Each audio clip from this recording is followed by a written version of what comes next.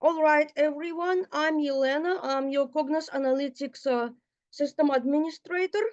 And tonight, the purpose of tonight's session is to help you get started. All right. So there will be a lot of information. No worries. You'll have the recording and you will need to watch this session recording more than once. Trust me, you will need to watch at least portions of this recording more than once. Okay. So here is the agenda. I'll show you how to access Cognos Analytics. We're going to talk a little bit about the interface navigation. We'll talk about the data sets versus data module.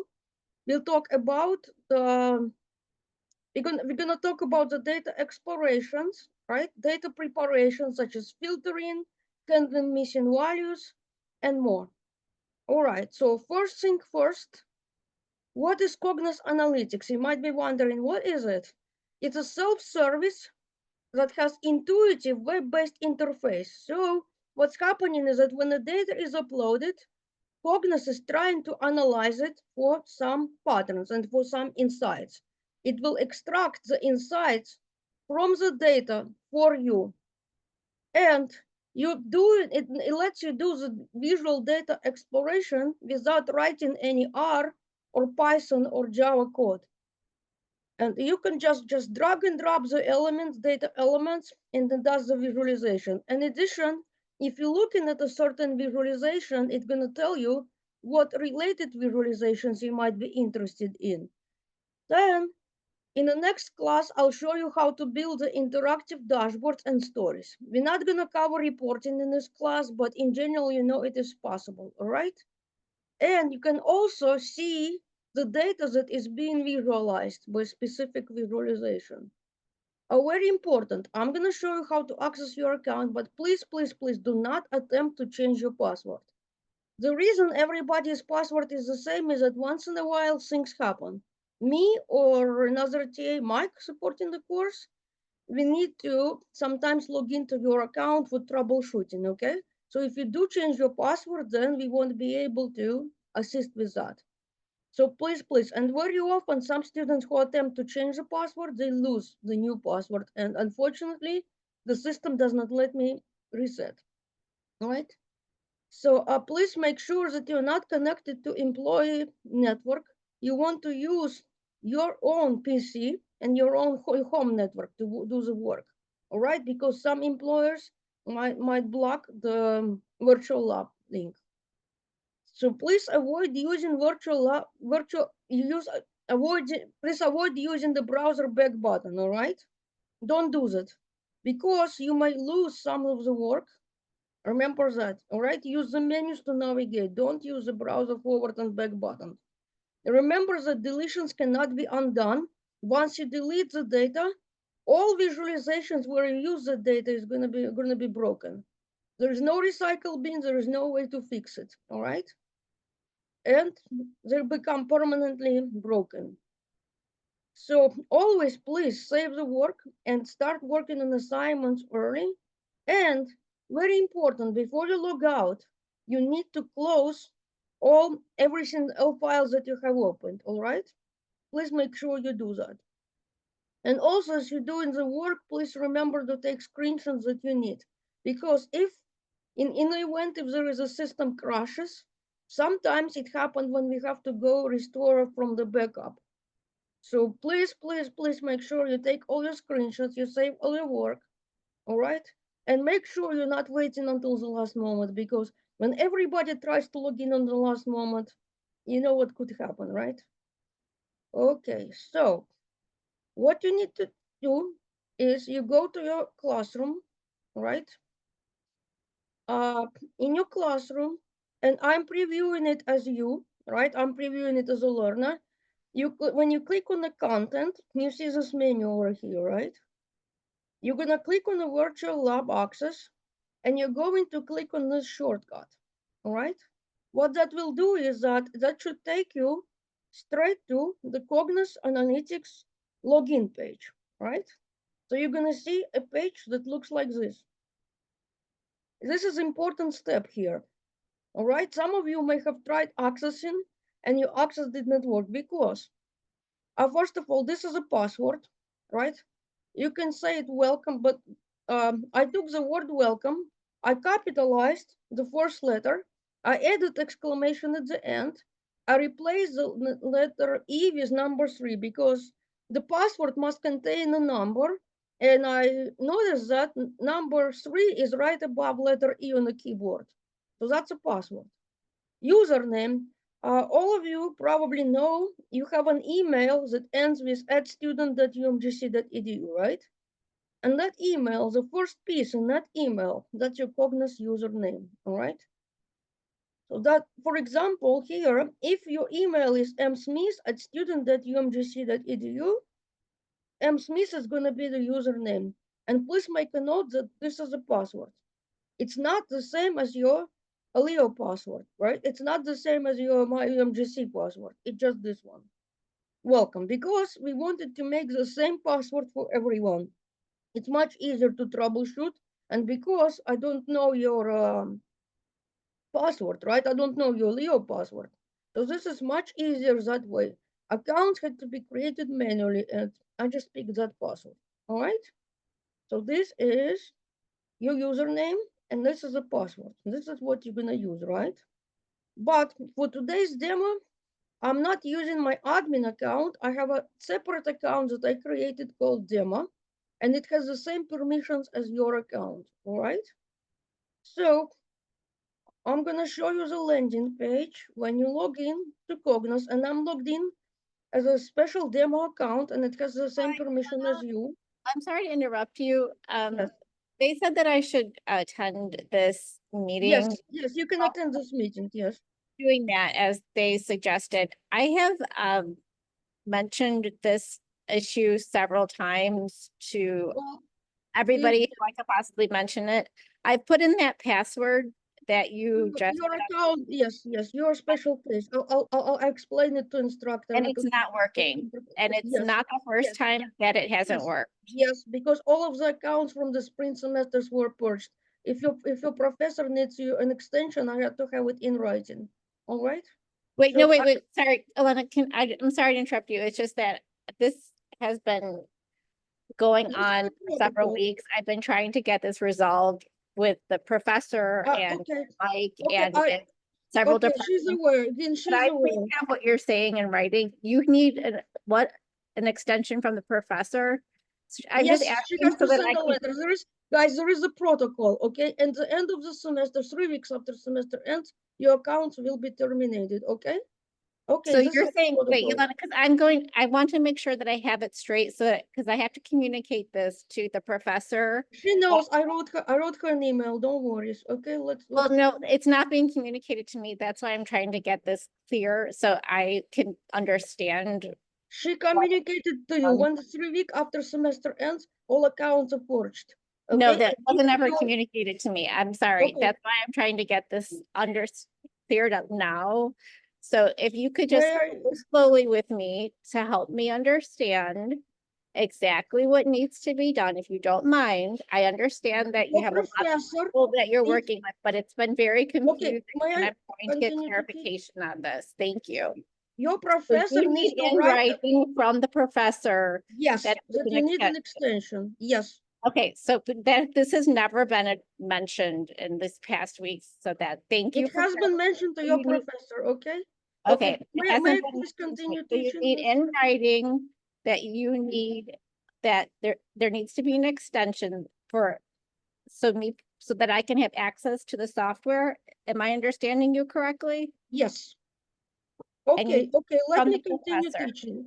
May I please continue? And I'll take I it just have offline, one okay? more question, if you don't mind.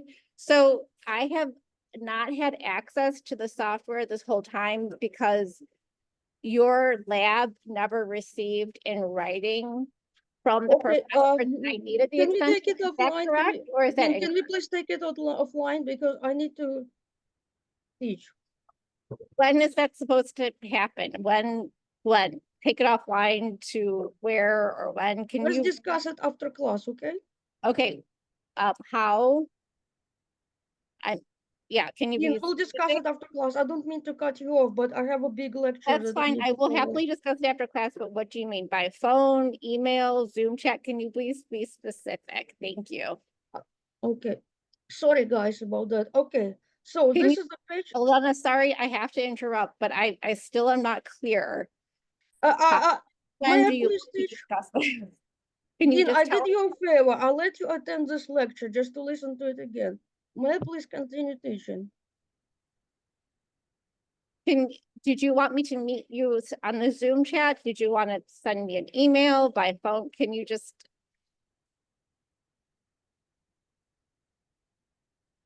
I'll talk to you later. Okay, guys, we need to move I'm sorry, on. I'm Okay, just having so a hard time understanding.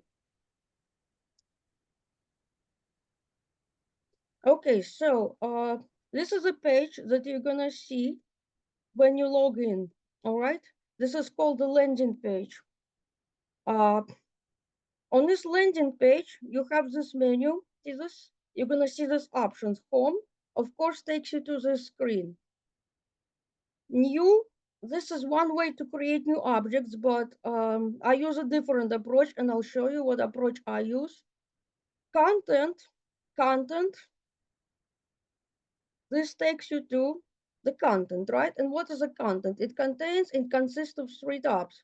My content, those are the files that are available for you, right? Team content, those are the files that are available for everyone. This is a shared. And you have read-only access to these files, okay? What does it mean is that you cannot modify them. And what type of files do you have here? These are calendars, sample, and template. These files are pre-installed with the installation of the Cognos Analytics, okay? But this folder here is very important, okay? This folder stores the data that you need to use for assignments. So I click in here on data for data 605 assignments. All right, so here is the data for your first assignment, right? Insurance CSV. Here is the data for units 3 through 5 assignment. It's in the team content here. And there is another folder in here, subfolder. Those are your options for assignments 6 through 8, okay? So this is the data. And you will see there have been some changes. I had to tweak something, edit new data. Okay, so now going back to this one, my content here. So my content is only what I can see, right? Remember, team content is what is shared with you. So what you're gonna do for your first assignment, you're gonna click here, then you're gonna click in here, and you need to make a copy of this data to your content, to my content, okay? So how do you do this? This is called an actions menu, and what you're gonna do is you're gonna go copy to, and you're gonna make a copy of this to my content, okay? You select my content, and then this button is gonna be enabled, and you're gonna click on copy. All right, so now I'm gonna go back to my content, and I'm gonna see that I have this data that I just copied, right? So that's a content. So from here, you can go back to the home page if you have to, right? So this is a menu. I go to home. This takes me to the home page. This guy here is called an assistant. So you can basically type the questions about your data in here. Like for example, what influences the price of the house, right? Something like that. That's gonna be your data set for assignment 3, the housing data.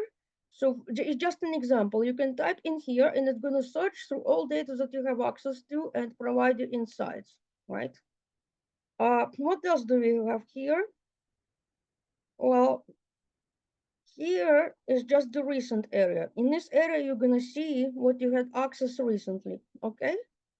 And so because I did not access anything recently, right now my recent area is open.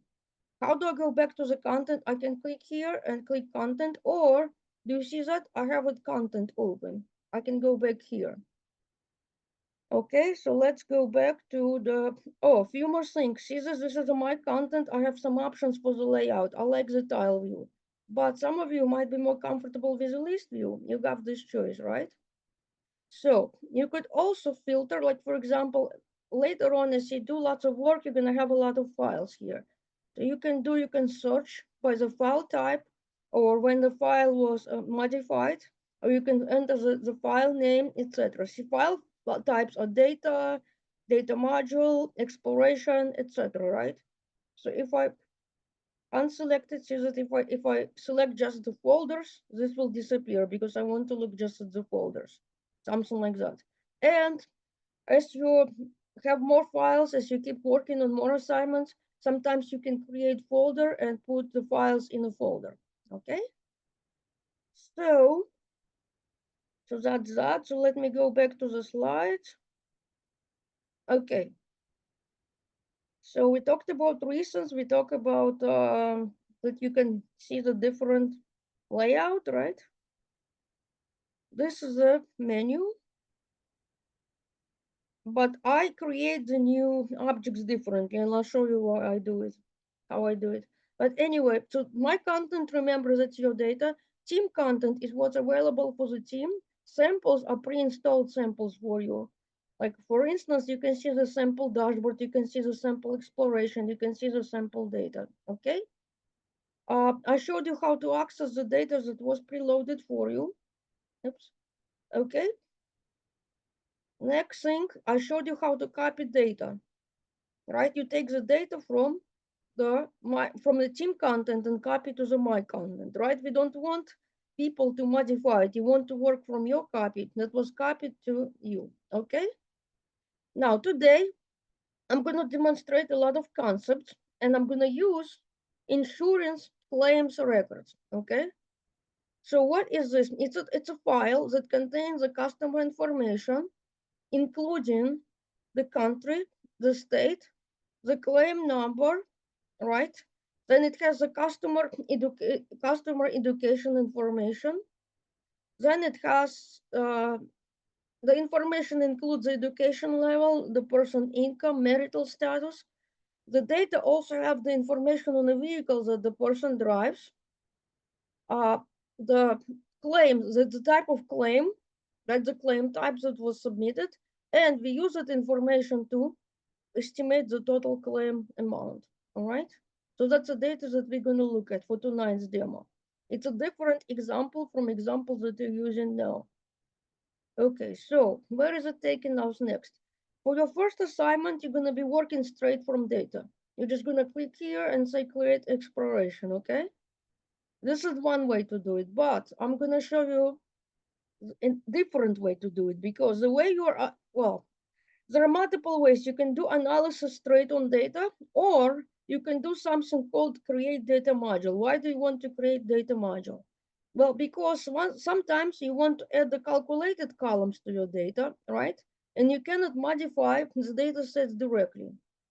Both data set and data module can be used as a source. So data set, it's a Microsoft Excel or CSV file. You cannot customize data directly. So you cannot add the calculated column, all right? Then you cannot add the hierarchy navigation path, and I'll show you what that is. You cannot preview the data directly. And so they're created by just uploading data, okay? Uh, Data module, on the other hand, it's customizable. You can define filters. There are two types of filters that I'll show you. Some filters apply directly, and some filters can be, you choose when to apply them.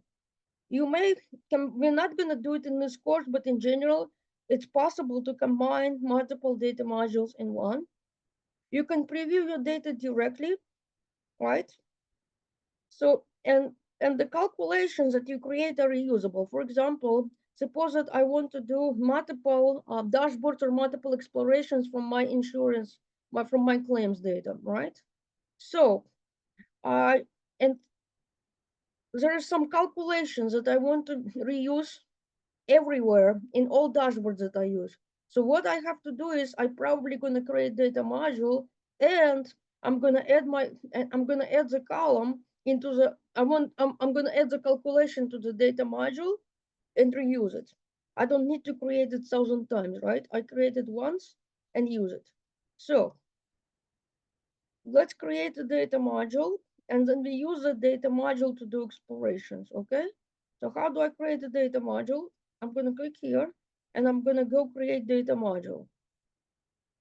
Okay, bam, the data module is created. Now what? What is this? Oh, and very important, I may have forgotten to point out, if you look at the data preview, you will see that some cells in the data are missing data. See this? Do you see that some values are missing? This is important because we have to handle those guys in a special way, right? So we're going to talk about it. But right now, I'm looking at the data module interface. What is this? By default, it's going to name it new data module here. This is the list of columns in your data, okay? So this is the name of the file that I used as a source to create my data module. It was an Excel file that was uploaded, claims and weather, right? Here is a list of columns, and if you compare the PowerPoint slide with this, you're not gonna see the row ID in the PowerPoint slide, right, in the data preview. Why? Because row ID is a hidden column. The column is not available for analysis, but it's in the data module in case you want to use it as part of the calculation. See that the column is grayed out. Different icon next to the column represents, it stands for different column data type. And here you can search for the column. Like for example, if I don't see my column income, I can type it here and search for it, right? You want to click on a grid. Why you want to click on a grid? That's to preview the data. So I'm gonna select this one and click on a grid. That will show you the data. Here are the column headings, and notice that the column headings here match the column names in here, okay? So that's a customer, that's a column, right? Customer ID, that's a column name, right? It's read directly from the spreadsheet. So what you could do, you can view the column properties. The properties that are available for the column depend on the column data type that you're looking at, okay? So, like for example, the column total claim amount, right? That's a column that we're going to be interested in. Let's click on the properties and let's see what's going on. So first of all, the column is going to be highlighted here. This is a column label, right? So that's how the column name is displayed in the visualization. Expression is how the column is being read. What exactly are we reading in that underlying file to populate that column, right? So that's an expression. And this is expression editor. We're going to talk about that. We'll get to it. But this is a column name. This is a column name in the file that is being read. All right? You're reading the data from the Excel file to populate this. Usage is a measure, well, because that's a column that we are summarizing, right? We're going to be estimating the total claim amount here. And I'm going to change in here something. Aggregate property tells us how the column is being summarized. For example, if I want to look at the total claim amount by the state, right? Well, if I want to analyze the claim amount by the state, I'm not going to use the total. I'm going to look at the average, right? So let's change it to average. Remember, aggregate property tells us how the column is being summarized. If I want to summarize it by the state, perhaps, I want to look at the average claim amount by the state. Or if I want to summarize it by the claim type, I want to look at the average claim amount by the claim type. I don't want to look at the total of all claims, right? So that's a data type. It's a decimal, as you can see. And there is no representation, no specific representation. Then if you look at it here, screen tip is when you hover, when you put your mouse over the column name in the visualization, that's going to show this is the text that's being displayed. Okay, so that's a description, right? You can add optional description for the column and the comment, that's just for you. in the data module. So, and as you may have seen, it's possible to show and hide the column. Remember, hidden column, right? It's still here in the data module for if you want to use it for calculations, but it won't be visible to users. And how do you hide the column? You can turn this on and off, right? So that's how you hide it. So far, so good, hopefully. So far. This is just the introduction. I just talked about the data module interface, right? And I did not tell you all. I have been reminding, like a broken record, I have been reminding people that they need to save their work. And did I just save the work? Of course not. So I have to click on the save, and I'm gonna type this. Well, first of all, the save button is grayed out. It's not just because I did not enter the file name, it's because I'm in a team content. I need to go to my content. So this is my area where I'm working, when I'm supposed to work, right? So I'm gonna say this claims and weather data module. Oh, it remembers what I typed before. Okay, so I'm saving it as claims and weather data module, and I'm gonna save it into the my content. Okay, I'm gonna click on save. There we go. How do I know that my latest change was saved? I don't see the asterisk next to the file name. If there is no asterisk, then it means that your file has been saved. If there is an asterisk, you probably did not save the latest change. These guys here, those are the undo and redo buttons, okay? So you just undo, you can undo the latest change. I believe it's up to 20 or 30, not quite sure exactly, but you can undo those a few latest changes, let's say this way, okay? Yes, that's a column properties window, and let's close it out. Oh, and I mentioned earlier that some data is missing. Missing values are represented as null. See that? That's how the missing values are represented in this database, right? In this data. So don't worry about the relationship. Don't worry about custom tables part. But I'm showing you what you need to worry about, okay? Now, so we went over this data module interface. I showed you how to save the work. So far, so good, but all right. So we looked at the column properties, right? Changing the column, changing how the column is being summarized. Expression is what is being read from the data, but tonight we will have to edit one of the expression, okay? I'll show you. All right. So important part here, data preparation. What is data preparation? All of you know that the data is not clear, right?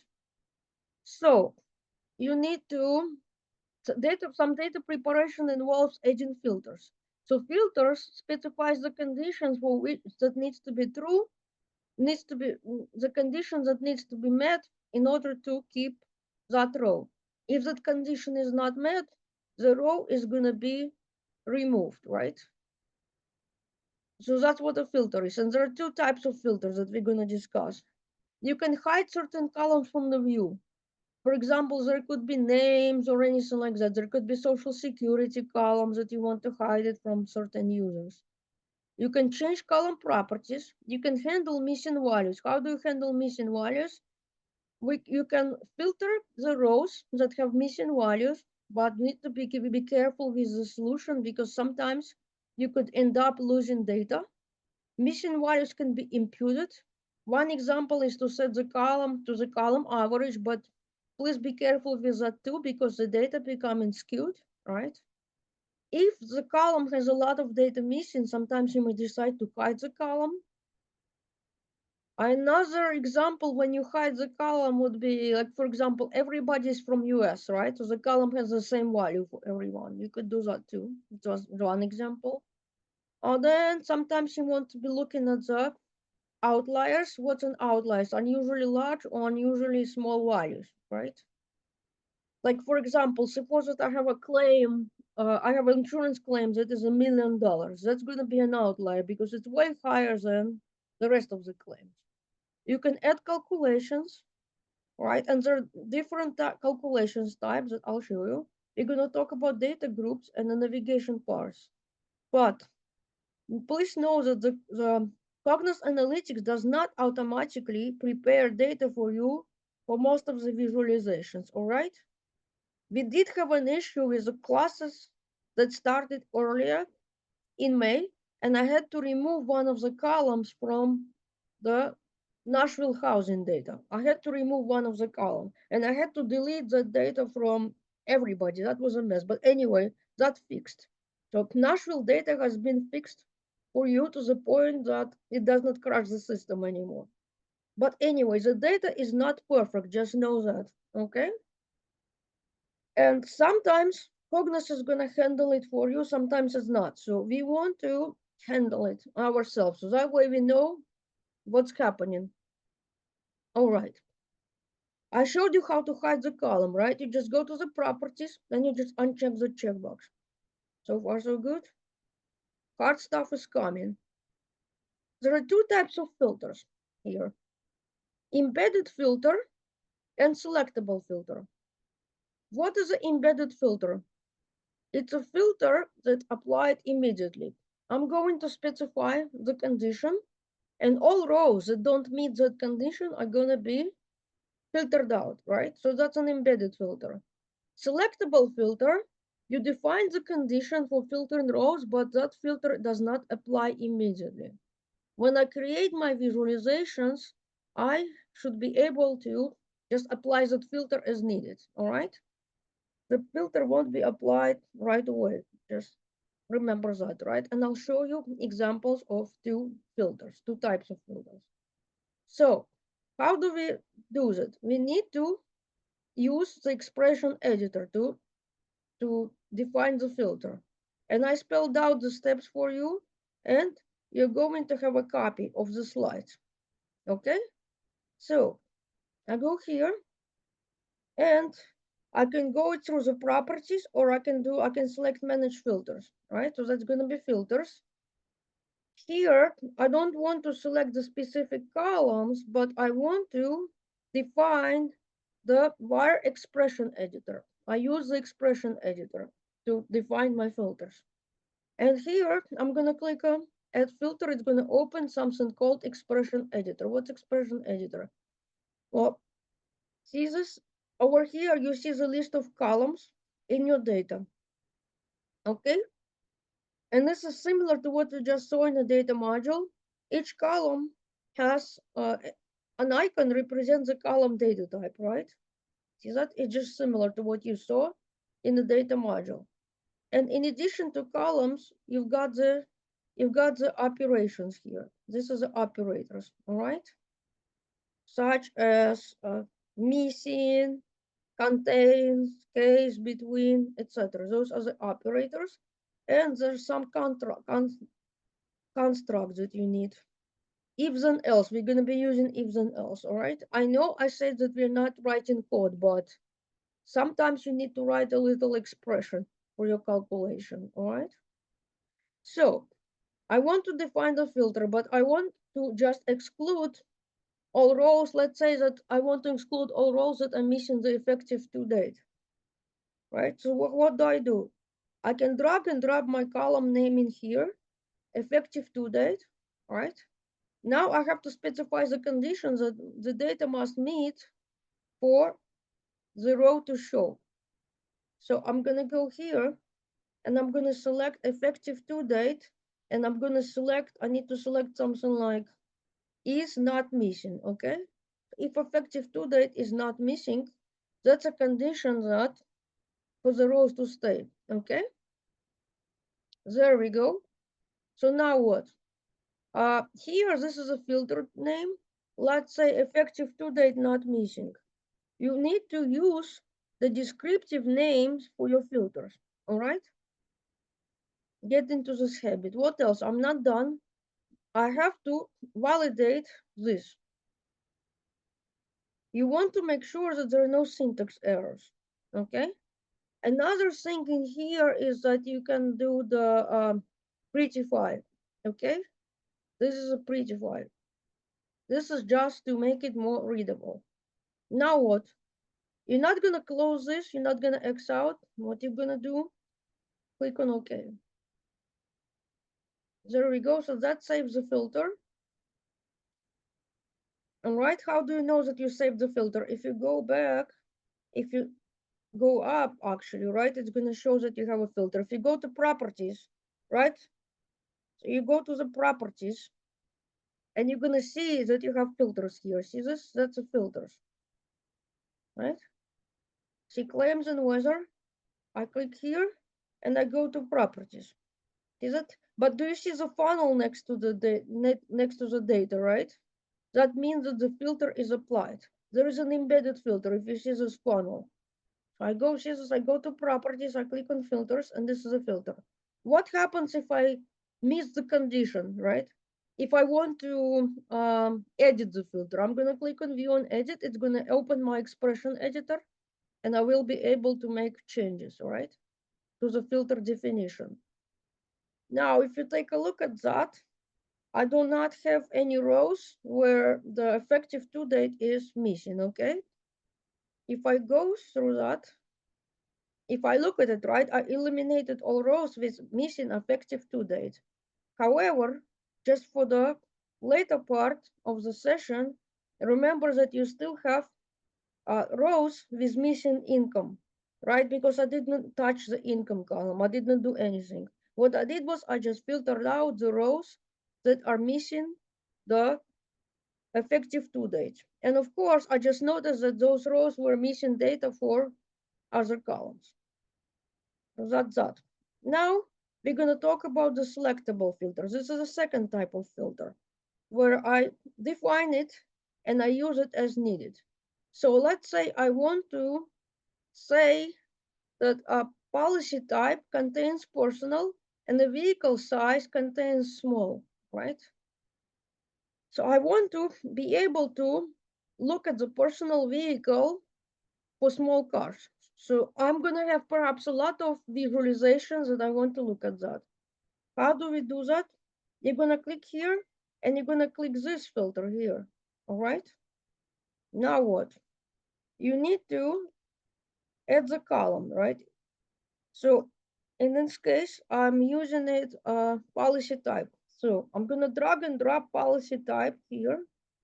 And if I don't see it, what you can do, you can type the column name, right? And it's going to find it. Policy type. And what's the operator? The operator is contains. So I can go to list of operators and search for contains, right? I can do it this way. Is it? So that's operator contains. I can do it this way. Or sometimes when I just type the operator name, it's gonna pick up, okay? So contains, and what does it contain? You need to copy the text, right? In the parentheses, see here, it shows you the syntax. In the parentheses, you're gonna specify the string. And in this case, it's in a single.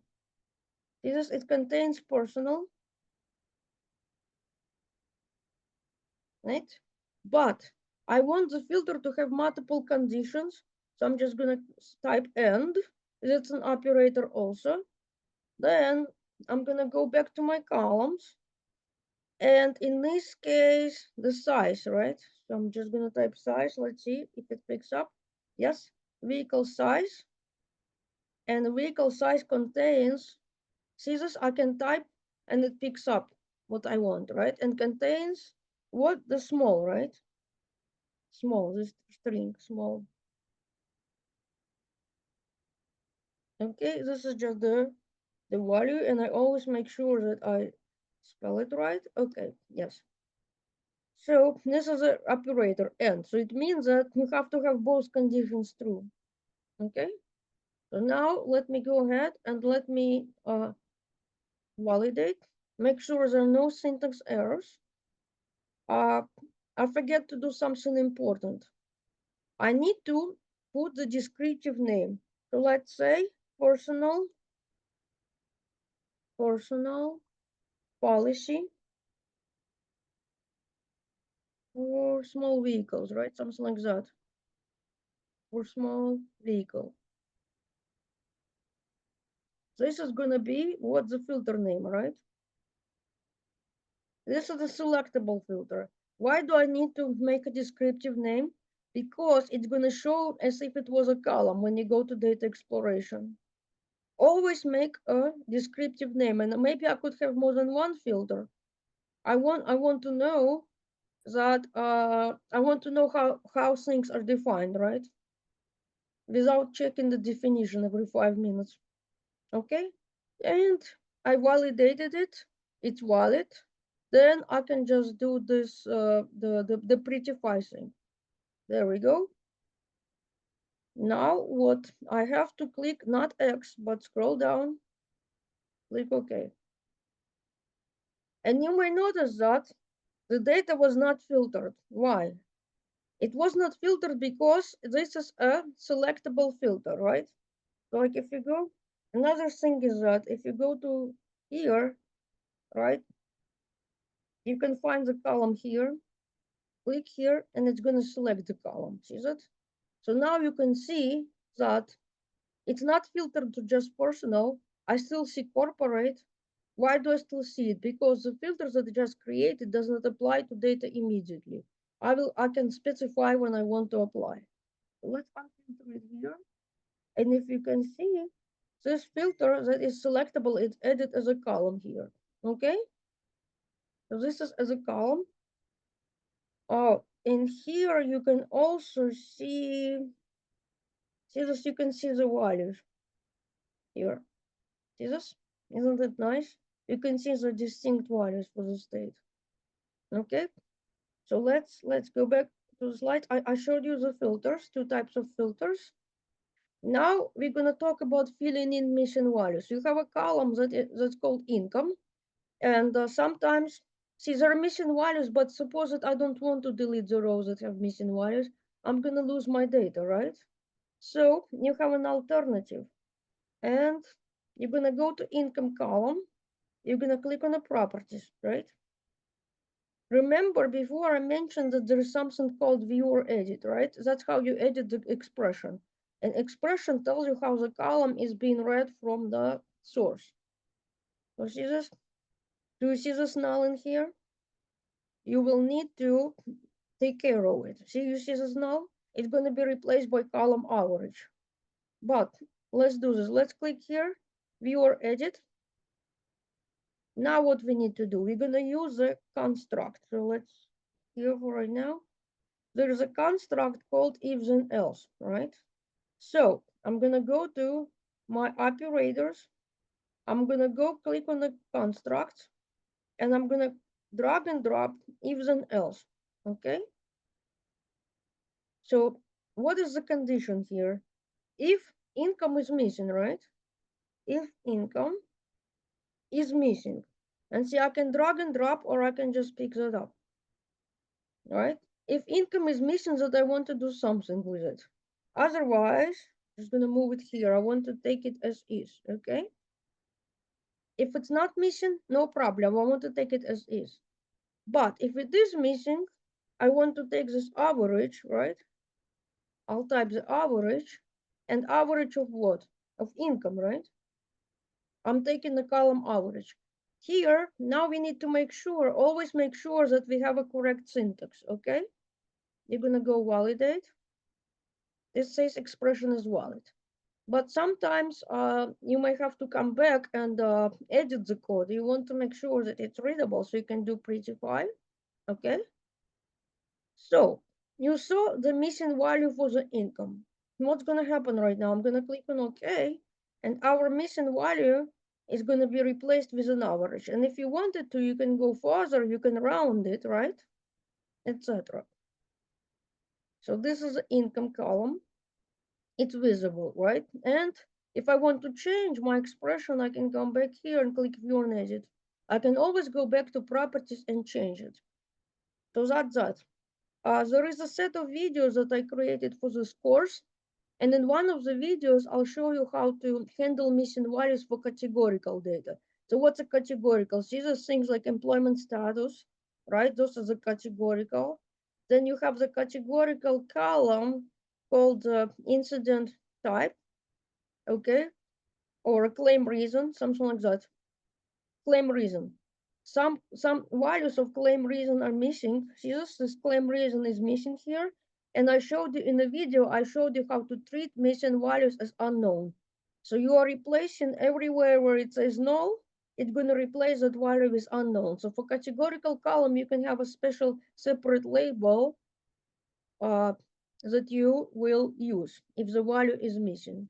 Okay? Now, I have been reminding people repeatedly that they need to save their work. So let's click on the floppy disk to save their work. All right? So this is called claims and weather data module, right? I saved it. How do I know there is no asterisk? Okay. Let's close the properties. I showed you how to replace the missing value with the average, and you have a video on how to handle the categorical values. A calculation, not a calculation, it's an expression. We define the column from existing columns or from calculated columns. A column that was calculated can be used as part of another calculation, all right? The calculation can be just a single value, which is standalone. It's just value that is stored once, or embedded. An embedded calculation is stored for every row. So let's go here and let's create a calculation. So go here, right? And in this case, well, sometimes I can just go on a column that I want to calculate. Like for example, in this case, I want to look at the monthly premium, right? So that's monthly premium. I can click here and I can create the calculation from this column, right? So let's click on create the calculations. I don't like to use this. I like to use the calculation editor, always, always. And in here, let's say I want to create annual premium, okay? That's an annual premium. And to calculate the annual premium, you need to take the monthly premium and you're going to multiply it by 12, okay? This is just a simple example of the calculation. You're multiplying it by 12 and you get your annual premium. See this? I put the descriptive name, always validate. The expression is valid, and for this, you can also preview. See, it's showing you the monthly premium, and this is a multiple that multiplied by 12. For calculations, you can preview, right? So this is what we want. I'm just gonna go ahead and click OK. And what's gonna happen is it's gonna add another column, and it always adds the columns to the front. See this? This is a calculated column, and you can always click on the properties. And here, this is expression. You can always do view and edit if you want to change anything. So see this calculation, the values are stored in every row, in every data row. But sometimes, suppose that I want to keep just average, let's say I want to keep average income, right? It's just an example. And I want to keep just one value. Does it really make sense to store overall average income in every single row? No, because it consumes the database space, right? I want to store it only once. So if that's the case, I can create something called embedded calculation, right? So here you're creating the calculations on a whole data module, right? So I'm gonna go here, create it here. I'm defining it on a whole data module. And what is this? That's a data module. And this is the file that we used as a source for data module. And I'm just gonna take the average. See this? If I know the function name, I can just type that I want an average. And what do I want? Perhaps I can look at average income, or I can look at average claim amount, right? Let's just pick something. We can pick average total claim amount, overall total claim amount, just something. And what is this? Okay, let me explain what is this. This one is, well, I uploaded data from the Excel file. Excel file has a tab, right? And this is a tab name in my Excel file, original file from which the data was read. You saw me creating a data module from Excel file, and Excel file has a tab. So that's just the tab name. So sometimes if I'm not sure exact column names, I just drag and drop. Then I'll be sure to get it right, okay? So now what? We have to validate. This is very important, I do validate, okay? Now what? Well, you can do purify, but it doesn't really do much here. And if you want to, you can also do this preview here. So this is the overall, right? Overall average, it's calculated.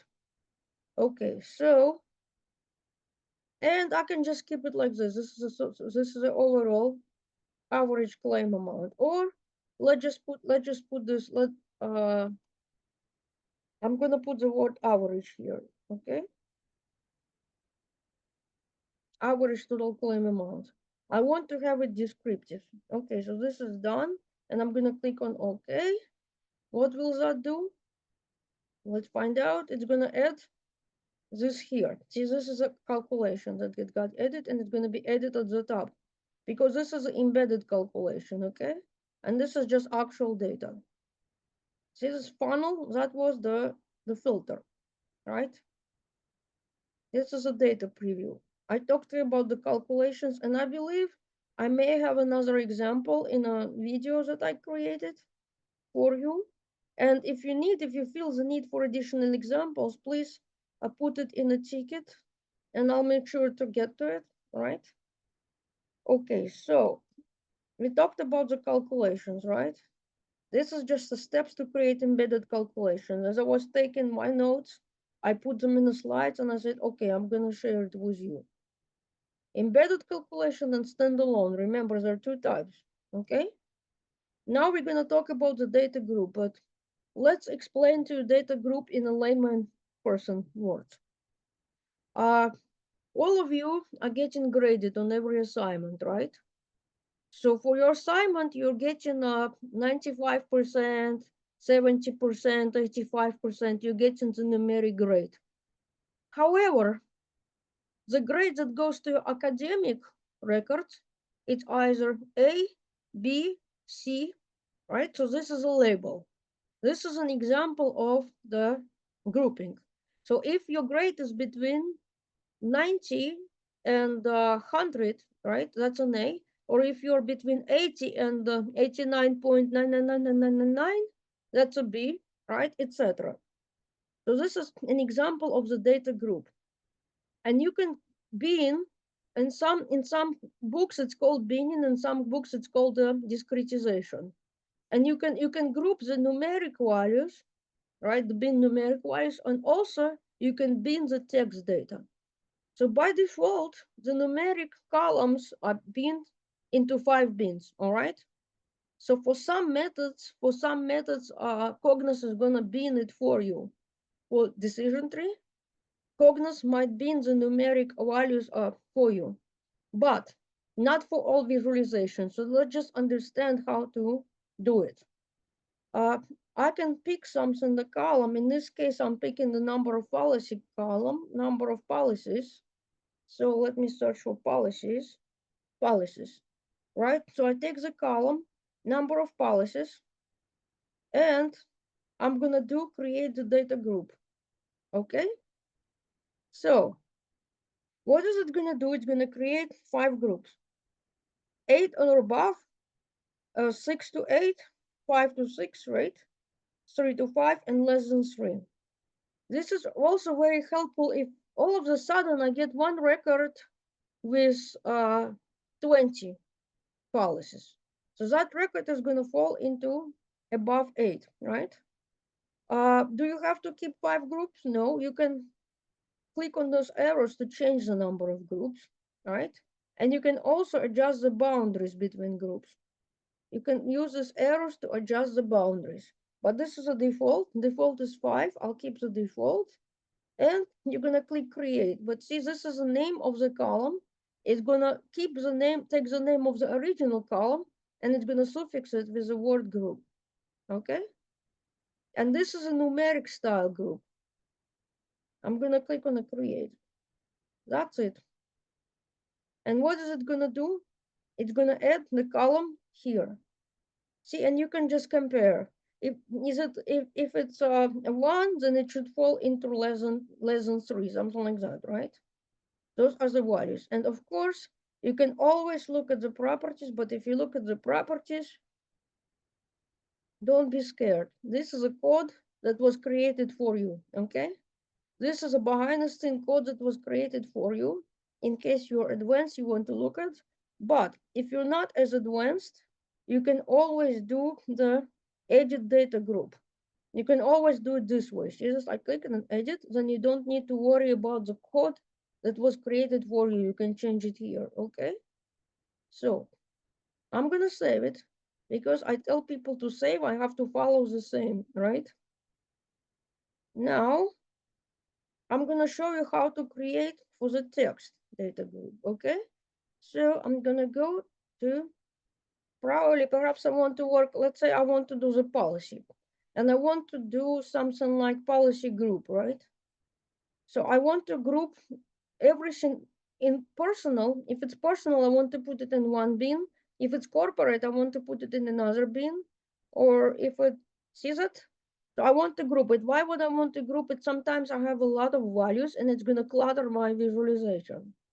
So sometimes I want to put the groups. So let's click here and let's do the create data group. Okay. Unlike with the numerical, this is a text style, so you don't have the groups created. You're gonna click on new group and you're gonna put the name. I'm gonna put the name corporate, okay? Now I need to take these values here, right? I want to take these values. I can select multiple at a time just by using the shift key. And I'm gonna click, see that's a group's name selected. I'm gonna click on the arrow and these values are gonna move to this group. Those are all values that are available. So I move this to corporate. Now I'm gonna create a new group, right? And I'm gonna call it personal, okay? Personal, okay? So this is a personal, and I'm going to select this, and I'm gonna move it to here, okay? Now I'm gonna add another one, new group, and I'm gonna name it special. Okay, this is special. And I'm gonna take these values here and I'm gonna move them to this group. So that's three groups, right? Corporate, personal, special, all right? And in here, you can specify what you want to do with the future values, right? Just perhaps suppose that you thinking that your data could be changed. The data could be subject to change. It's just an example, okay? So it's that now what I need to do. This is a name by default. It's going to be added as a new column, and that's the name by default. I'm going to click on the create, and it's going to create the new column. Okay? It's going to always put it in the front. That's a new column here. Policy. So we went over the data groups. I know it's a lot, but guys, no worries. You will need to watch this recording. Okay?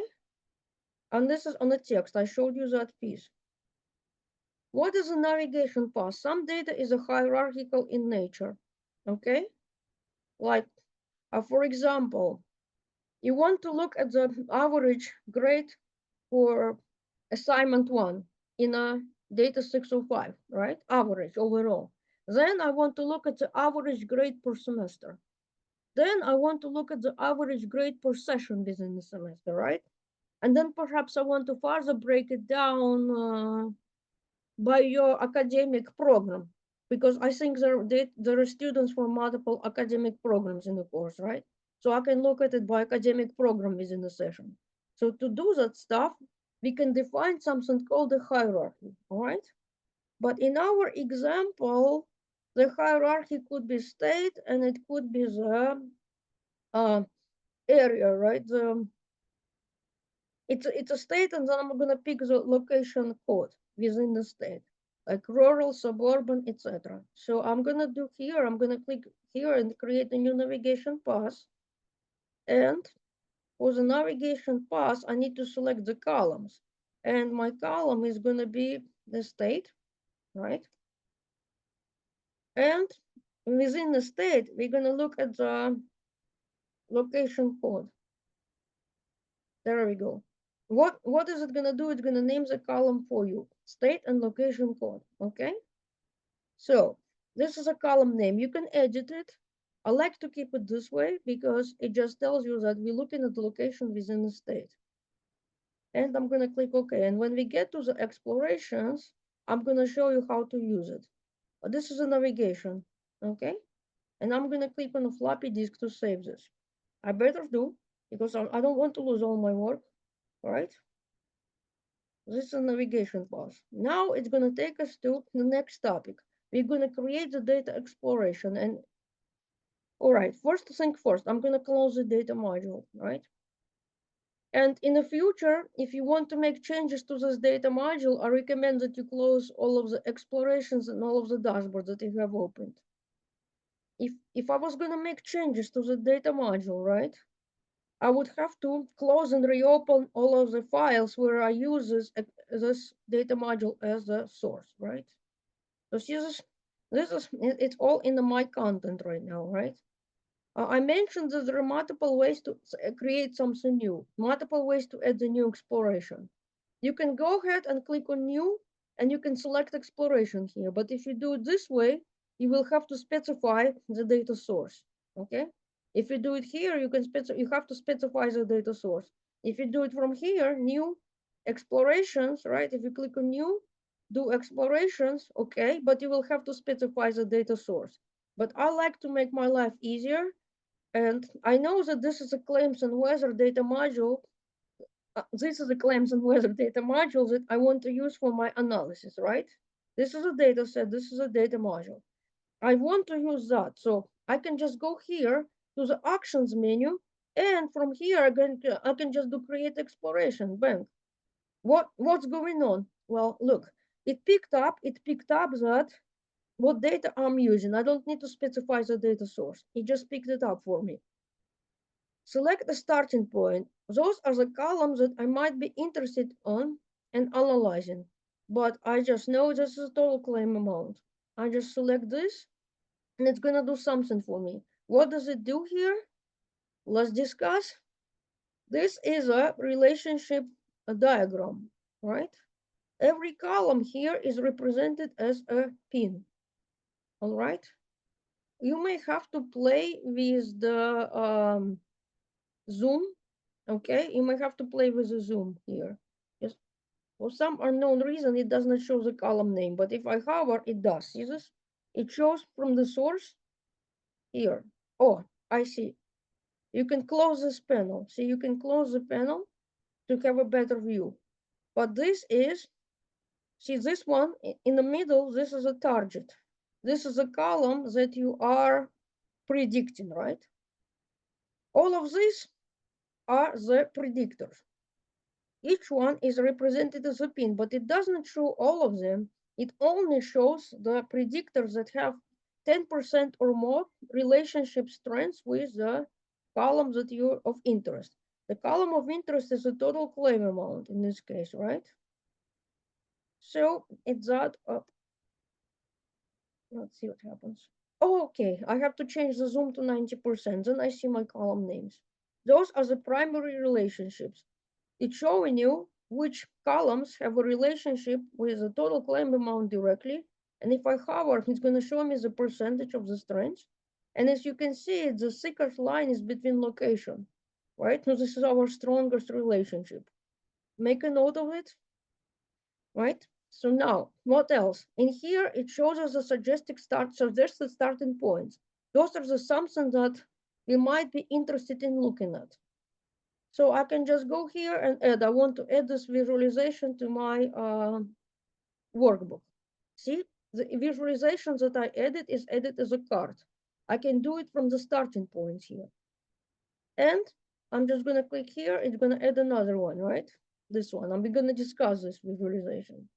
So this is a target. This is what you are trying to predict, right?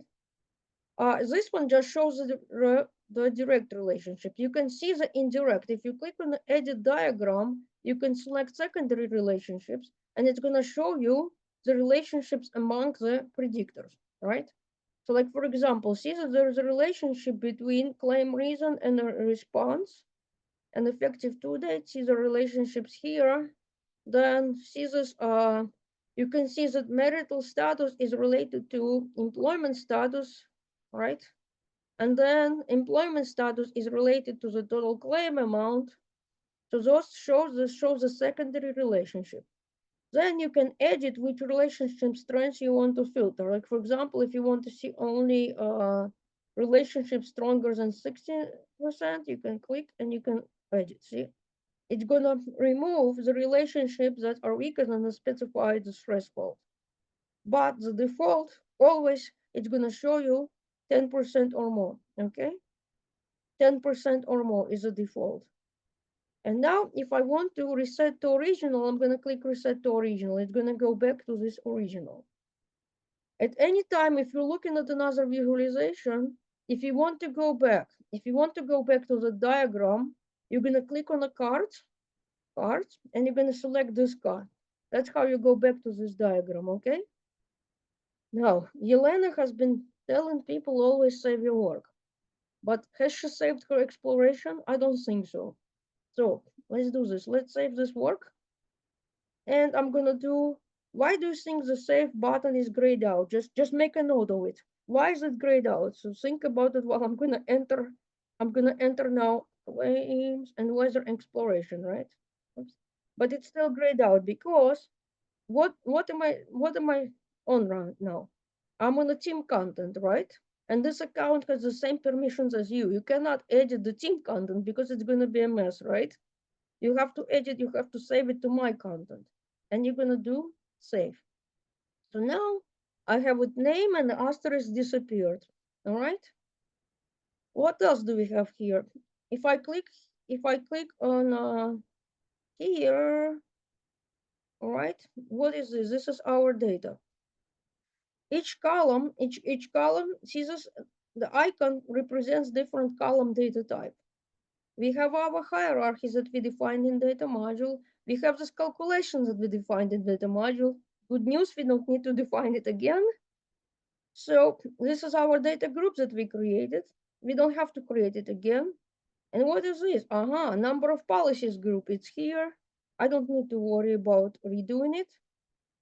Okay, and what is this? What in the world is this?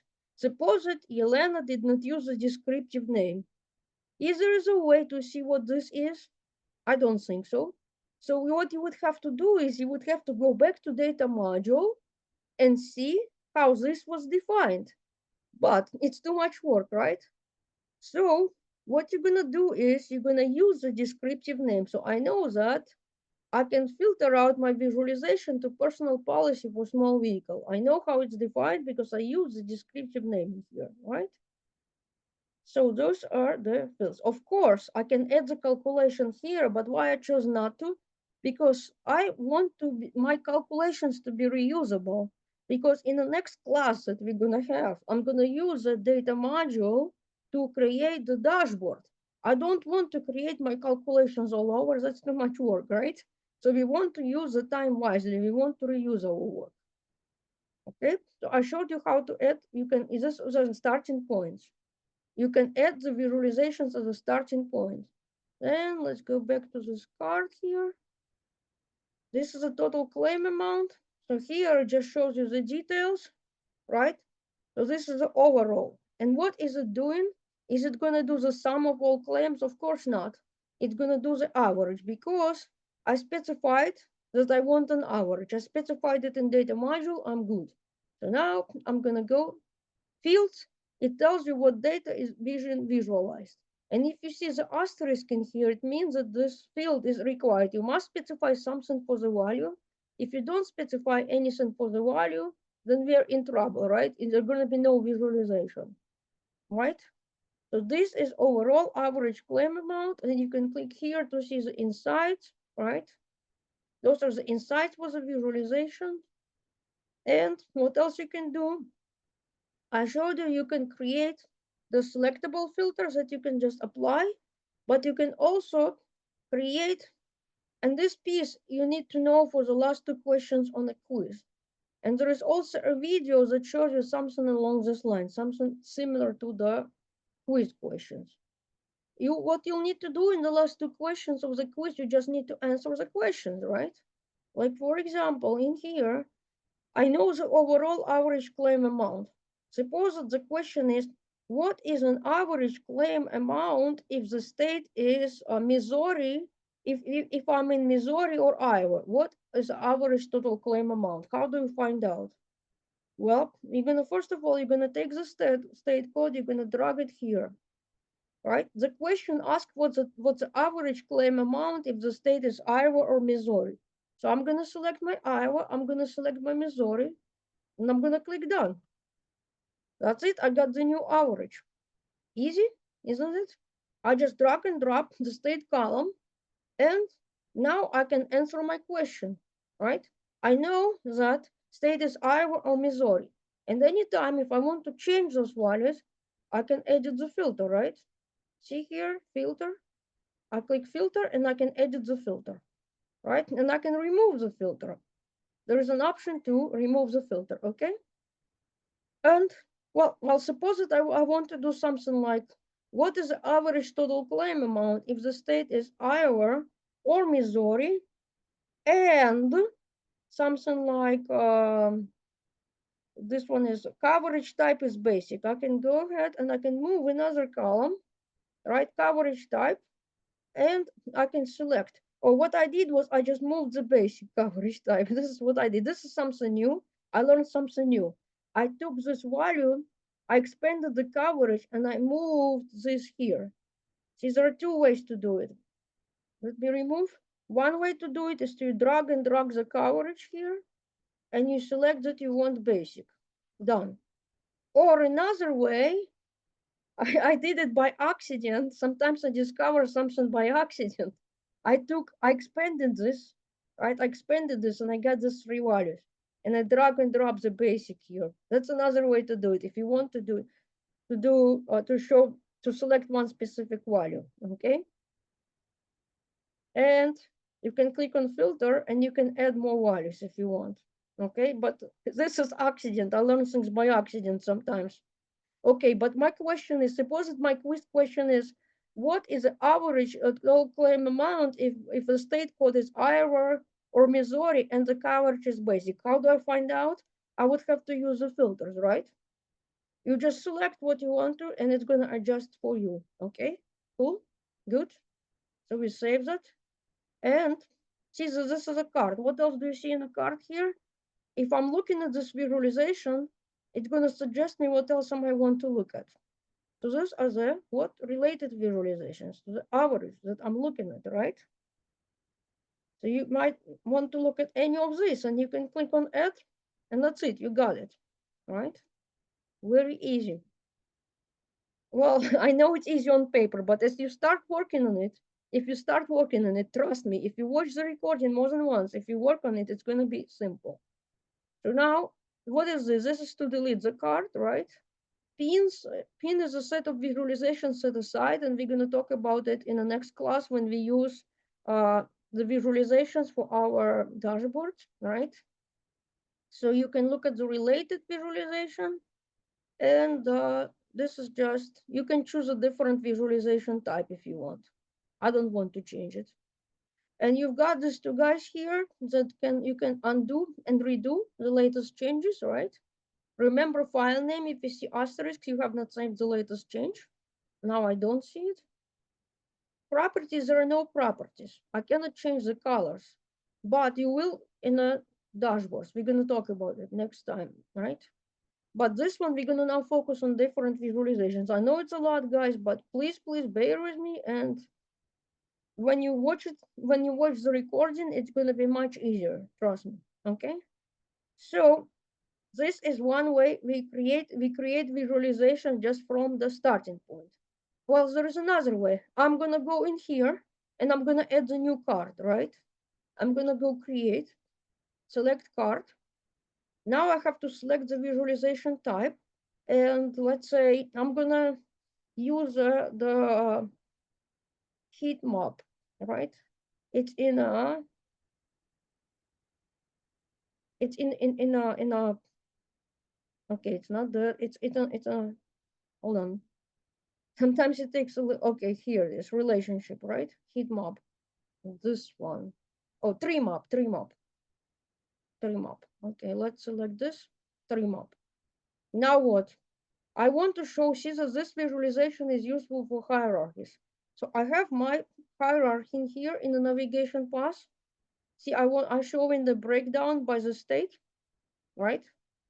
And I want, let's say I want to I want to look perhaps at the number of customers by the state, right? How do we do that? So the state is going to be the hierarchy, and the size is going to be what? The customer. The size is going to be the number of customers. So we are summarizing the customer column by the state. So I'm just going to go here and I'm going to drag it here. Now, this is something here important, is that I want to look at the properties because I want to understand what I'm looking at. Am I looking at the number of claims or am I looking at the number of customers? Because make a note here that the customer can have more than one claim, right? So if you're looking at the number of customers, you need to count each customer only once, right?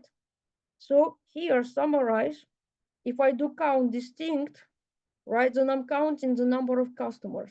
If I do count, then I'm going to be counting the number of claims because each customer may have more than one claim, right? Hope it makes sense. This is a summary, okay? We are summarizing here the number of customers. I mentioned earlier, and I did not lie, that you can see the data that is being visualized. You click over here, and it opens up this panel, and it shows you the number of customers per state. That's what I'm visualizing.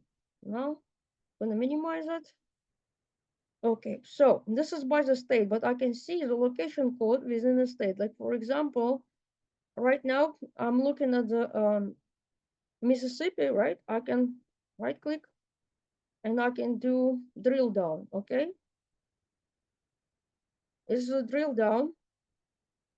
And in here, we see the suburban, rural, and urban. Those are the three location codes. But if you look at this, what is this? It's fixed the state. The state is Missouri, right? And you're looking at the data within Missouri. Not sure why it's highlighting, but it's a state. It's a number of customers, and this is a location code in the state of Missouri. All right. This is all data preview. It's previewing all data. This is the data that shows in this visualization. Okay. So this is a hierarchy. Okay. And you can add filters, etc. So the size represents the number of customers. And how do we know it's customers? Because it's doing the distinct, right? So the fields, no properties, analytics, nothing for this. There are some details, all right? So now how do I get back? I click here and I'm gonna click on back. That's gonna get back to initial visualization. Click save. There we go, all good, right? So now there are other important pieces here, the driver analysis. Please don't feel scared, we will get through it and there are videos on it. So we'll get through it. But here the question is what actually drives, what actually determines the total claim amount? What are the predictors here? So let's add another visualization here. And this time you're gonna select for the type, it's gonna be the spiral, okay? It's gonna be the spiral visualization as a type. And the target is gonna be total claim amount because this is what we are analyzing, right? So I can drag and drop, right? Or I could also click here and select the column from here. Do you see this? It's showing the column from that being selected. What is this? What is this here? There is a one-way driver. It's a single column that is predicting the total claim amount. One-way driver is a single column. Two drivers, it's a two column, the combination of two columns that is used as a predictor for total claim amount, significant predictors. That's all right.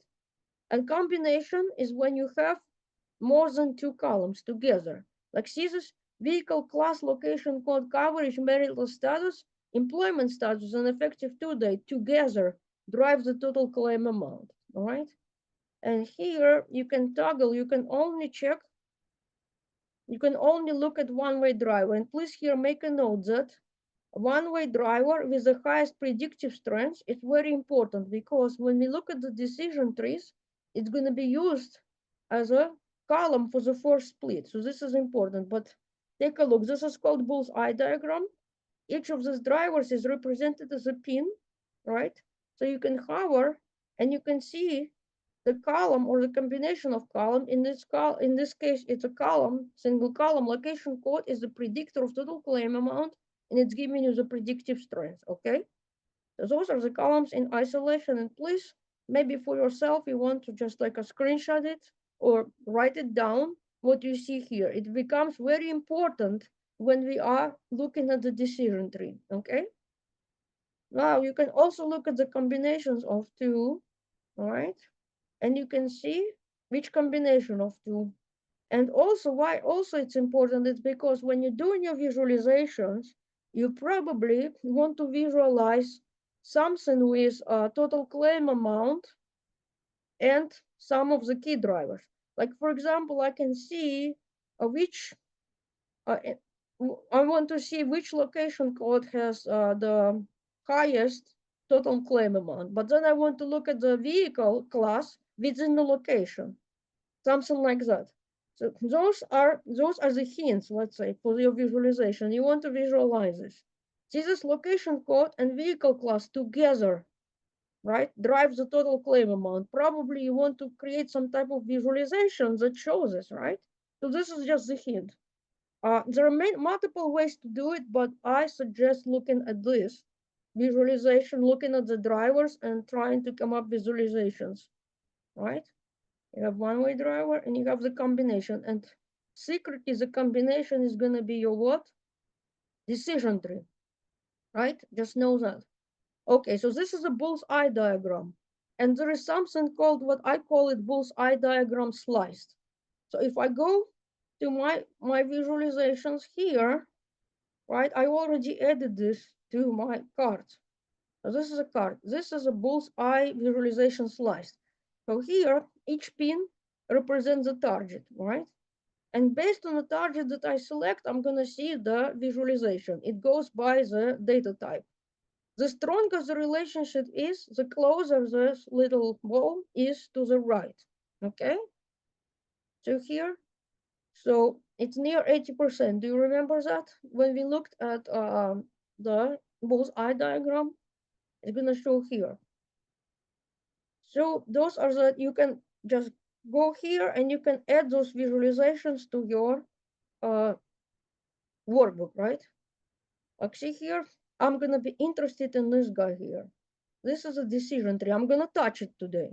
I'm gonna touch it, this topic. But next time I'm gonna cover it in more details. Please don't feel scared about this. Okay? So I'm gonna add this. I'm gonna add this, but please, please, please, please don't feel okay. So I added it as a card.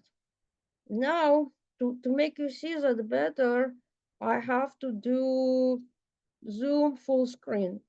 That way it's easier for you to see the column names, and also I can minimize these panels here, right? Minimize that panel as well.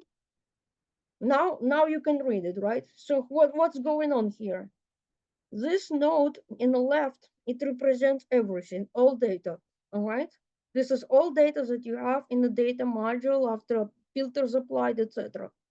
If you hover here, it's gonna tell you the overall average claim amount for all data, the standard deviation, and this is the total number of records.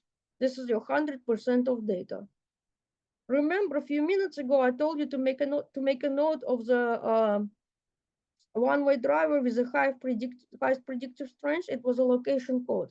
So the location code in here is used to make a decision. right? We traverse the tree. So we're gonna say this: if is your location code is rural, urban, or suburban, and based on the value of the location code, we take the path in that tree accordingly. If it's rural, this is it. So if the location code is rural, then average total claim amount is what? $109, right? Right? And see this underneath, it shows you the number of records and percentage of data to which this applies. So you have 19% of claims in rural location. And if it's the case, then an estimated total, this is an estimated total claim amount, right? And know that this nodes in here can be expanded and collapsed, but I'll show you how to see that specific node cannot be collapsed any further. So I'm just gonna collapse everything and I'll show you a little trick. So I collapsed it, right? Collapsed. Now what? See this? Uh, do you see this line in here? Under urban, there is a little line under the box. It means that this node can be further expanded, all right? Rural does not have a little line under it. It means that we cannot expand it anymore. So if it's rural, we are done. And I can click here, it highlights the rule, okay? Unclick. So if the location is urban, I'm not done, but still, you can hover and it's gonna tell you that this is the average claim amount for urban location, and it shows you the percentage of data and number of records to which the rule applies. I can click here. Then next thing is vehicle class. We are not done. Basically, this is called something as it's called information gain. So Cognos believes that more information can be gained just by looking at vehicle class in addition to looking at the location code. So how do we read this? If location code is urban and the vehicle class is a two-door, four-door car, we hover over this and we can see the average, all right? So the color code represents the average total claim amount. The darker is the higher, right? So same thing here, right? It doesn't expand anymore. But note, just note for right now that most of the data is in suburban. So I click here. See that this represents most of my data, 63%. Then I have to look at what type of vehicle it is. But here, it's a two-door or four-door cars within suburban location. That's a difference here. Earlier, we were looking at the two-door cars within the urban location. This is the suburban location, right? So I click on this here, and it expands further. But is this so? How do we read this here? See, this is a terminal node. This is when you cannot expand further. I click on it and it's going to tell me the rule. If location code is suburban, vehicle class is a two-door or four-door car, coverage is basic, and this is a marital status, then I'm going to hover over this and it's going to show me the average total claim amount and the percentage, okay? This is the percentage of data to which the rule is applied. Jesus? So that's basically it, but let me minimize it. This is useful to visualize the rules. But there is another visualization.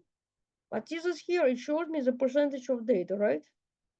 Notice that, but what if I want to visualize the percentage of data? This is a called sunburst visualization. And I'm looking at it and I can see that about 2/3 of my data are for suburban location code. This is for the urban and this is for the rural section. If you see this line here, the circle around the arch, it means that this section can be expanded. Rural cannot be expanded. If I click on the suburban, you see this? Vehicle type. I can see the vehicle type, but this is a vehicle type inside the suburban location. And I can see clearly the percentage, a portion of rules to which this applies. So I know that I have 44% of the, see this, it's a vehicle class. You can look at the percentage to which the rule applies, okay? Okay. Oh, do we have a question? Okay.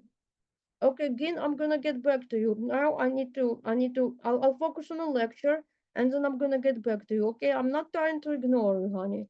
I care about you and I'm gonna get back to you. I talked to your instructor, a big deal, so no worries. Okay, so here, this is a SUV and this is this section here is a luxury. If the percentage is small, it does not mean that this is not important, right? There are separate rules for the small. Sometimes you may want to look at a vehicle. You want to look at this luxury cars, right? These are average total claim amount, right? And as you click on each section here, if you look at the tree diagram, it's going to be expanded the same way as you expand in the sunburst visualization, all right? This is another way to represent it. Those are the rules in English language, all right? So this is just shows me that if this is a predicted value, those are the rules, right? So if my location code is suburban, this is a vehicle class, right? Right, this is a coverage, marital status, then this is the predicted. So suppose that I have a brand new car, brand new accident, brand new record, you would probably will check which rule that record matches the most. And that's how you're going to estimate the total claim amount for new claim. That's the whole idea. You want to build the model to use it for, you want to use it to predict the total claim amount for new cars, something like that. Okay? Please don't worry, we're going to cover it in more details, but I'm going to save it now. And I'm going to exit the full screen mode. Okay? All right, so let's go back to slide because some topics here can be covered in different order. And each session I do, it's different, not the same. So I showed you this exploration starting points, right? We did that. We talked about the relationship diagram and there are some starting points. So you can start from that, right? You start from that. And also another good place to start is from that bullseye diagram. That's another way to start doing a visualization because you're gonna see, the combination of these two columns drives my total claim amount. Let's do the visualizations for that, see? But I mean, the way I would do it, it might be different approach from the way you would do it, okay? So we looked at the data source part, right? And I talked to you that it shows you all of the calculations that you created in data module. You want to create in the data module because next class, I'm going to show you how to do the dashboards. I don't want to be sitting and redoing all of these calculations all over. If I want to just use them, right? Why not? This is how to save the data exploration. Please note that you need to save it into your area. But the application is not going to let you save in a team content. So that was taken care of by me. Okay.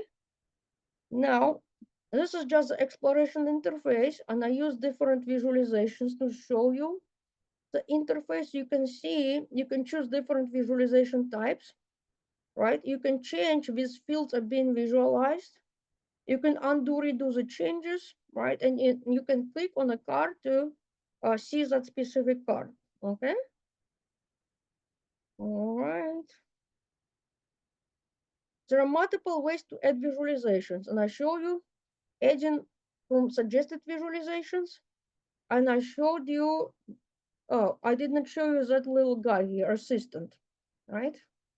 So I'm gonna go back and I'm gonna do, so right now, I'm gonna go back and let's see, so I'm gonna add a new card here, right? New card, just a new card. But at the top, what you have is the assistant. It allows you to ask questions about your data and you can choose visualization straight from assistant. So when I open this, all right, so why do I suggest people to use the assistant here from exploration rather than from the home page? Because when I use the assistant from exploration, it's gonna know which data I'm currently working with. It's just gonna grab this data set. I don't need to specify that, hey, I'm looking at this data module, I'm looking at that data module. It already know what I'm looking at. It grabs it from here. Now what it shows me the fields in the data and their data types, right? So total claim amount, average total claim amount. I'm gonna click on more, and I'm gonna see all of this, right? All of these fields. Now I can click on any field to see more information about that field. And in here, it just shows me that you can look at one of these fields here. It thinks that I might be interested in any of this. So I can click on total claim amount. Bam, it gave me visualization for total claim amount. Something like that, right? But maybe I don't like this visualization. So behind the scene, it's running the command, right? What I could do is I could go back and I could rerun this command. I can click on show income and rerun this command. Okay. Now perhaps I want to see what influences income. It's gonna give me this field that influences income, and maybe employment status influences income. I got the visualization for my employment status and the income. Do you see this? Well, of course, we know that if somebody is employed, they're going to have the highest income, right? But there is a problem in this visualization. Because do you see this? It summarizes, it's doing the sum. We want to look at the average. Well, we can fix it, but let's just drag and drop this here. I want to reuse this visualization, right? Now I'm just going to close this assistant here for a while. And I'm going to look at my fields here. What is being visualized? The employment status. But the problem here, it's showing me the sum of everybody who is employed. It's adding up their income. So what I need to do is the best thing to do would have been to go to data module and change that we want to summarize the income we want to take the average, right? Well, I'm not going to do it at the moment. Another way to handle it is to go here and to change it here. Then it's going to apply to all visualizations in this exploration. See this? I can go here and I can go to my properties, and I want to say that I want to look at the average, okay? I'm looking at the average and I'm going to click OK. Okay. Now it's correct. It's showing the average. All right. Or I could also click here to change it for single visualization. Oh, okay. So this is a bar length. I could click here and I can change it here if I wanted to, right? This is a summarize, but if I do it here, it's just going to change it for this specific visualization. So like if I select minimum, it's going to apply just to this visualization, nothing else, okay? Average.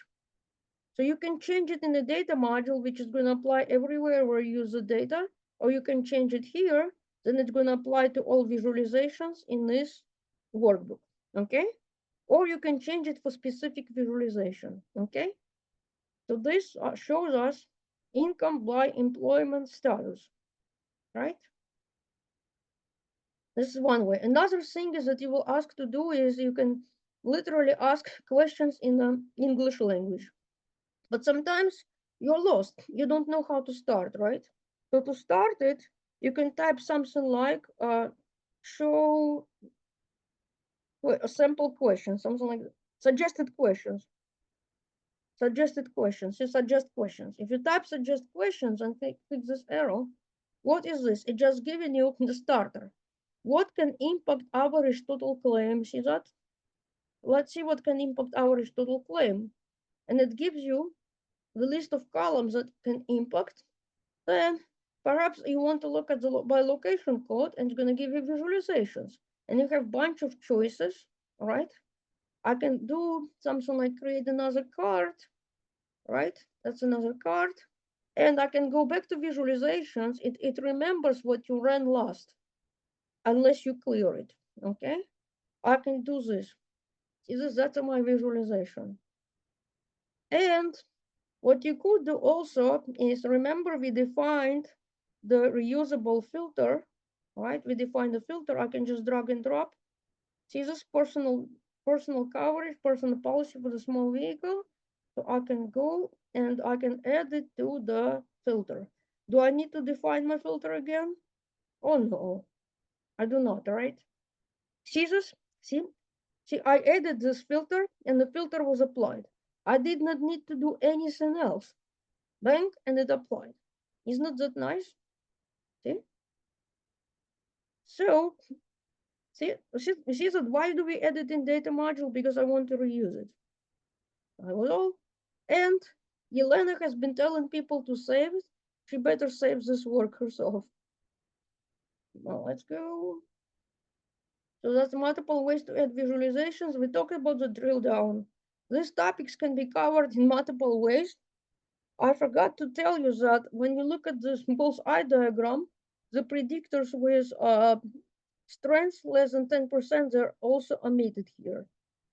Each driver is a pin, so the driver is a predictor or combination is a predictor. And another thing, please make a note, if the data set has million rows, it's gonna take a random sample of 10,000 rows. And this is how it's gonna do. It's not gonna analyze the million rows. It's gonna take a random sample.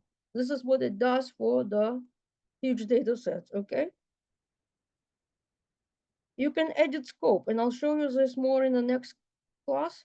So you can change which fields are actually being used for visualizations, right? So if I go back here, this one, here, I select it, right? And I go here, and I can edit scope. So sometimes I can change which fields I don't want to be used as a driver. See that? Sometimes I just know, for example, what's a total claim. I don't want to use it because it's could be too much correlated with total claim amount, right? So I can just exclude it. How? Well, you can just click on the minus sign if you want to exclude it something. I'm not gonna do that. But also if you see something not in here, you can edit. You can just click and drag and drop to edit. Okay? This just shows you that if you want to, you can edit this stuff. Okay, we're almost done. Almost. All right, we went through driver analysis. See, these topics can be covered in multiple orders, but you might be thinking, okay, where do we stop? It's looking at the information gain. So the tree algorithm stops when there are more gain, when adding more fields has no gain, right? Or also each leaf node cannot have less than 25 rows of data fall under it. And there is a limit on number of nodes, it's 36, right? We're gonna talk more about the decision trees next class, but this is just the summary. I just touched it, so that way next time you know a little bit what to expect, right? I showed you how to use embedded assistance. I just threw some examples here. And there is one more thing in here called comparison card. So I have my visualization here, right? This one. I show income by employment status, but suppose that I want to know how males compare to females. So what you could do here is you can select compare, right? So then you can select how do you compare. I'm just going to select this one. You want to duplicate this visualization, right? So I have this visualization twice. Now I'm going to select the first guy here. I want to look at males and females. I clicked compare and I select I wanted to duplicate this visualization. On one side of the visualization, I'm going to drag my gender and I'm going to put the male. And on the other side, I'm going to put the female. See what you can do? Let me see if it allows me to do this. I selected the first one and oops, I have to drag and drop to the filter. So I better scroll down here. It's a filter, right? Let me see if I can drag and drop the value in here. Yep, it worked. See, I just learned it by accident today. And now let's go here and we're gonna drag and drop this value here. See that? It's gonna do you see that? It worked, right? But remember that for the categorical, you select the value, but for the numeric, it's gonna be like a sliding bar. You specify the range. Okay, so now I have this side by side and I can do my comparison, right? I can compare how males compare to females. by employment status and the average total claim amount. See, average income, sorry, average income. Here I'm doing comparison, and well, I'll see this here for males. For retired males, it's just income is a touch higher than for retired female. All right, I'm just giving an example of what you can do, and you will do it based on your assignment, right? But the way you approach the data is different from the way I approach. Everybody is different, so, all right? And this is the best part here. You would like it. This link here is a playlist. I created some videos for you. So that way, like for example, you might be thinking, hey, wait a minute, Yelena mentioned that you can replace the missing value for numeric column with a average. Yelena showed this in a webinar, right? I showed you that. But sometimes it might be that you don't want to go through the whole thing and find where I showed you. So for some of the subtopics, I created the small videos. It also, some of them are in response to students' questions. Like for example, suppose that you want to see an example of the calculations with the text data, right? Suppose that you have two words and you want to split the two words into one, or you want to remove spaces, something like that. So then I'm gonna say, in order to explain that to you, I probably need to create a small video to show you, but then I'm gonna say, wait a minute, this might be the video that will benefit the whole class. So let's just add it to the playlist. That's how it all started, all right? People were asking me for examples, but it's better to create a little video and then post it for everybody who's taken the class. It can benefit. So please look through it, right? And please, write a note on your calendar that on week 6 we're gonna have another session. And I think you can benefit from attending it live because trust me, I was a student. Sometimes it's difficult to schedule time to watch the recording. But if you attend it here, sometimes you can write down the time because you see the time on my PC, right? You can write down the time when something that you will need to watch over again, and then you can go back to the time in a video, right? They're gonna be a recording. You're gonna get the recording, and you're gonna get the deck of slides. All right. And very important, please do me a favor. After this session, try to log into your account, and when you go to the content, please make sure that you see the team content. This is the team content, right? See here, it shows you the folders that I'm currently in. Make sure that you can see this. If you don't see the submit a ticket, it's very easy to fix, all right? For me, it's very easy to fix. I know how to fix it. That's your account. I need to add something to your account, okay? So you can log in and make sure you see this. And there's another thing here. Some of you like to follow along if you watch the recordings. So this is the data that I used today. This is the walkthrough data. You can make a copy to your area and follow along, okay? Let me see the questions. I love questions, okay? Oh, thank you for posting this link into the chat, yes. So, and again, Dean, I'm not ignoring you. I'm gonna get back to you, and I had a lot of conversations with your instructor via email. So we're working on it. We're working on to help you as much as we can. And please attend my tomorrow. I'm doing the second session for students who started in May, right? But for you guys, the second session is gonna be in 4 weeks. But I'm giving an option to watch it again, so that way it will help her finish the course. She had extensions. Well, long story short, but anyway, I will work through again. I'm not trying to ignore you, but at the same time I had to get through the class, okay? Anybody else has questions? Oh, okay, most welcome, guys. I hope you found this session helpful. Okay, so you're gonna get the recording, and again, make a note. Another session will be in 4 weeks for you. Okay, so all right, we're gonna. If no questions, let me know if you have questions. No questions? Well, I know it's a lot, right? So we're gonna call it a night for now, and I'm gonna see you in 4 weeks. Thank you all, and have fun with the software. Okay, I'm gonna end the recording.